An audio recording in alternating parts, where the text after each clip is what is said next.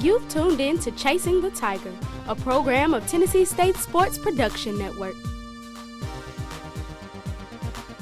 Welcome back, ladies and gentlemen, to another episode of Chasing the Tiger, our first one of 2016, and we have a lot of material in sports to cover. But before we get into that, I have two new faces joining me today. My name is Prudencio Logan. I'm Marvell Wade. Okay, like I said, we have men's basketball going on, women's basketball, tennis, track and field, and softball. But we're going to start with men's basketball. So going on with them, last season, as everyone knows, was not the best season for the team, and the season before as well.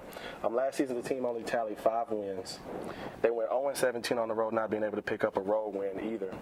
So the biggest thing this season is that they've actually been able to turn around and have success on the floor this season. So, Prudential, what do you think that success came from?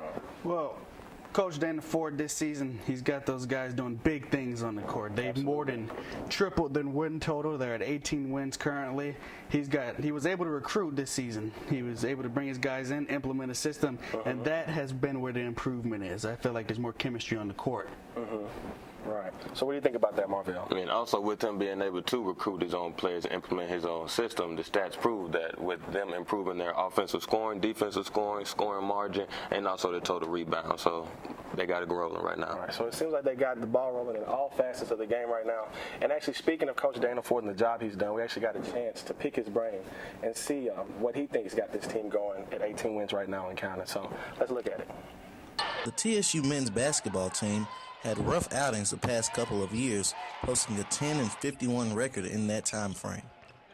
Even with the woes of the last few seasons, Coach Dana Ford feels his second season as head coach has been a success. I really enjoyed it. I love Tennessee State University. I always have from the time I was an assistant coach, and now being the head coach, my feelings grow stronger every day, and we feel like it's a great time to be a Tiger at this moment. Coach Ford says his previous experiences as an assistant coach and his first season as a head coach have helped him out a lot this year. He says he is learning more as he progresses each day. Every day that I've spent prior to becoming a head coach has helped mold me to become the coach that I am. Yeah, it's a learning process every day. This offseason learned a lot about what it's like to be a head coach. 5-26 is a very humbling experience. You have to go back and reevaluate yourself, and we're still learning on the job today. We're learning how to consistently be at the top. So it's an everyday thing. Coach says that there are multiple reasons that factor into this year's winning ways. We feel like we have guys who are a little bit better for the system that we have, for the way that we like to play.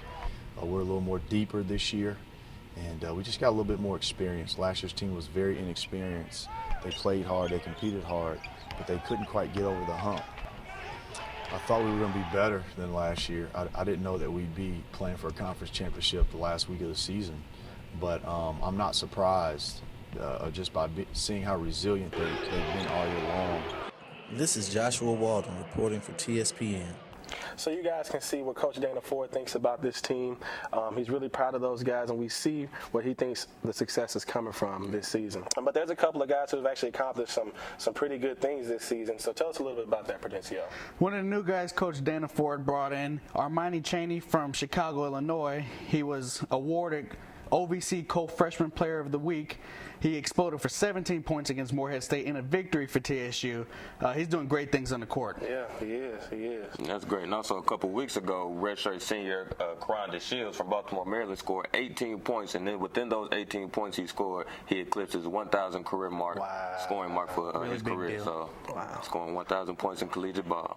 Yeah, anytime you get 1,000 points, man, that's a big deal. So switching gears, we're going to move on into the women's basketball.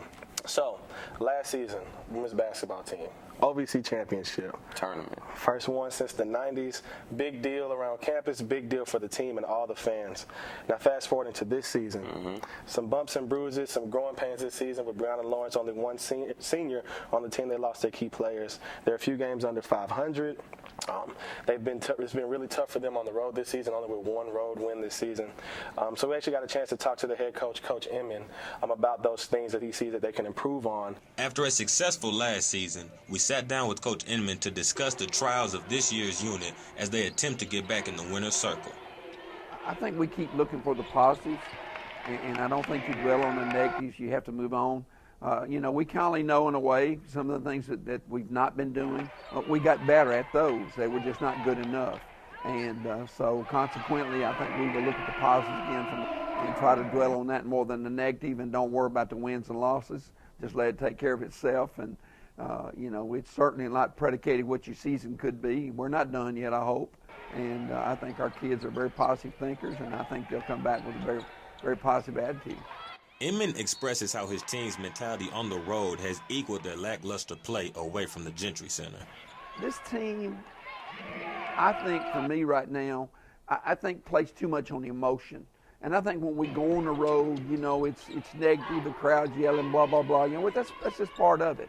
But, I just don't think we play well on the road. I think when we're on the road, I don't think our defense is nearly as good as it is a lot of times when we're home, because we're playing in front of our crowd at home. And they're encouraging us, and we're getting up in people's face, we're doing this, we're doing that. We're on the road, we don't have that same commitment sometimes we need to have, and we've got to have. The other thing is, I think for us, is meeting the challenge on the road. Everything's against you, You're not going to get any calls on the road. You got to make your own breaks. You've heard all those cliches and whatever, but it's true. And so consequently, the teams I've had that's been really, really successful have been good road teams.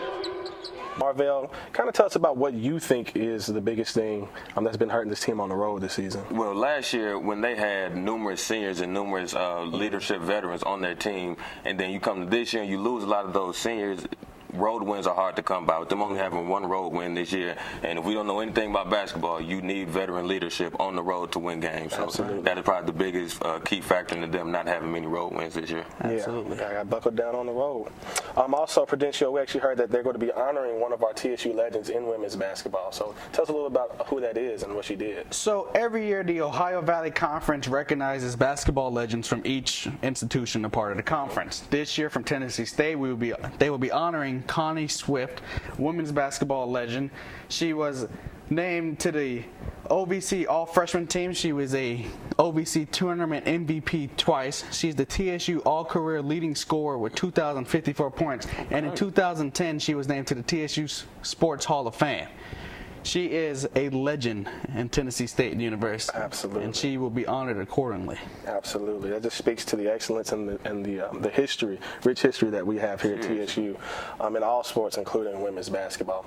So we're going to switch gears, going on to track and field now. Well, early on in the season, Kwame Prince was named Track Athlete of the Week 2 weeks in a row. And at the Middle Tennessee State Invitational, we had multiple first-place finishes for our athletes in their respective categories. Heading into women's track, Amber Hughes was named Field Athlete of the Week and Track Athlete of the Week 2 weeks in a row. And Clarence Damius was named Field Athlete of the Week 2 weeks in a row. And also referring to Amber Hughes with the indoor OVC championship going to be in the Gentry Center this year. She won the triple jump in that last year, and this year she looks to win the triple jump again, and also winning the 55-meter hurdles.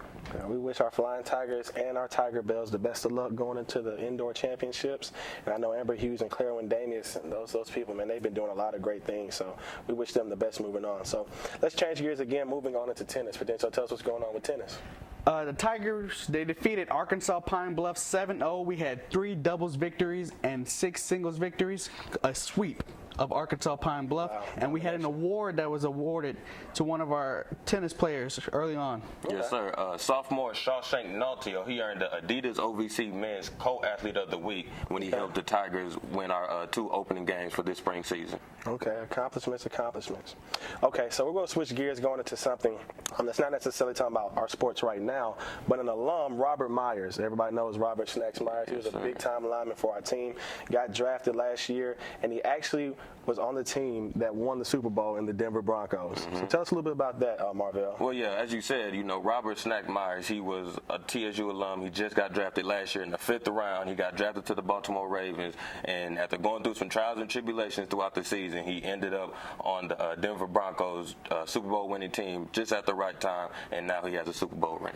That's awesome. It's always a good thing for your program. I know Coach Reed and that team is proud. It's always going to help when you're recruiting, too, being able to tell guys coming in that we have to actually have guys that have been on pro teams and actually have some jewelry on their finger for winning the Super Bowl. So, guys who have that it factor. Yeah, absolutely. That it factor that gets them that Lombardi trophy.